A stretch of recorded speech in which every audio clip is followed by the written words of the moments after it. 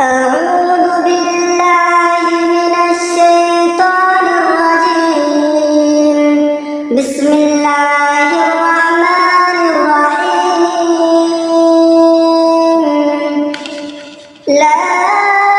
أقسم بيوم القيامة ولا أقسم بالنفس اللوامة. أيحسب الإنسان أن لن نجمع عظامه بلى قادرين على أن نسوي بنانه بل يريد الإنسان ليفجر أمامه يسأل أيان يوم القيامة فإذا برق البصر وخسف القمر وجمع الشمس والقمر يقول الإنسان يومئذ أين المفر كلا لا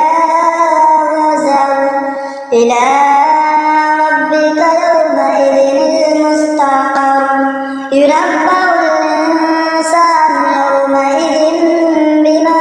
قدم وأخر بل الإنسان على نفسه بصيرا ولو ألقى معاذيرا لا تحرك به لسانك لتعجل به إن علينا جمعه وقرآنه فإذا قرأناه فاتبع قرآنه ثم إن علينا بيانه كلا بل تحبون العاجلة وتذرون الآخرة وجوه يومئذ ناظرة إلى ربها ناظرة ووجوه يومئذ باصرة تظن أن يفعل بها فاقرة كلا إذا بلغت التراقي وقيل من راق وظن أنه الفراق والتفت الساق بالساق إلى ربك يومئذ المساق فلا صدق ولا صلى ولكن كذب وتولى ثم ذهب إلى أهله يتمطى أولى لك فأولى ثم أولى لك فأولى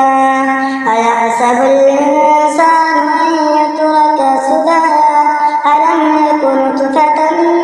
من مني يمنى ثم كان علقة فخلق فسوى وجعل منه الزوجين الذكر والأنثى أليس ذلك بقادر على أن يحيي الموتى